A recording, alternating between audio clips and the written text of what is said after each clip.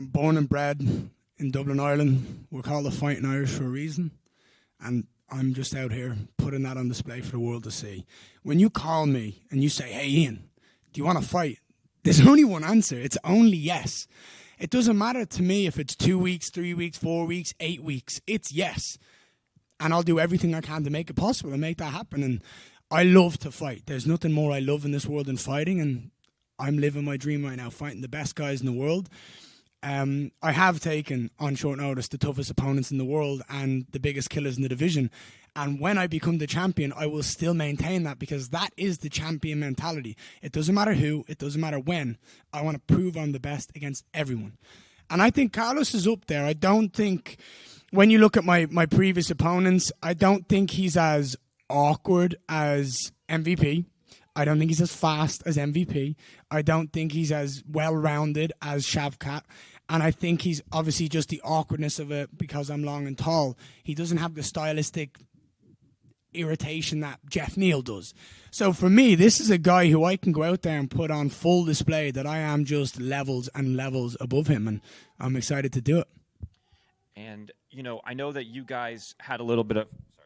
had a little bit of back and forth on social media. You put out a video essentially calling him a quitter because of a previous fight, and then he responded with a video of his own. Do you feel like, is this fight personal to you at all, or is this just pre-fight hype?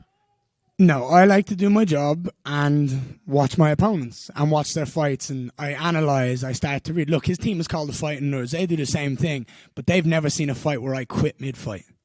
So when I seen that, right, he put his hand in the air, he waved at the ref and said, I'm done. I have never seen that in MMA. Now, we're talking about this guy being one of the baddest men in the division, 10-fight knockouts. Well, let's show the true Carlos Prates as well. When the going gets tough, he quits. And on Saturday night, I'm going to put him in that position where he has to make a choice, and I want him to quit. He made some comments about, because you both have fought Neil Magny, how he's on a 4-fight knockout streak where a lot of your fights have gone to decision lately. What do you attribute that to? Neil Magny's soul is in my back pocket as we speak right now. He has never been the same since I fought him. So good job. You did a good job against a guy you're better than. Congratulations. I'm not Neil Magny. And if you watch the fight against Neil Magny, you know I can do just the same things you did, if not better. I'm faster. I'm more talented. I'm more technical than this guy is. This guy's a one-trick pony. He's got a left hand, he's got a left knee, and he's got a left leg. They're all on one side. I've got everything I need.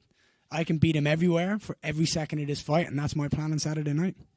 Curious what your thoughts are. He's known for Carlos is known for smoking cigarettes and taking shots. I know that you're really into your health and your diet and things like that. What are your thoughts on Carlos smoking cigarettes? Do you think it affects his cardio? Look, the dude smokes American cigarettes, drinks Irish whiskey. Meanwhile, I'm in Brazil having Guaraná, açaí, and paçoquita. I'm more Brazilian than this guy is. Do you know what I mean? So I'm not only this, I've got his whole country wanting me to win.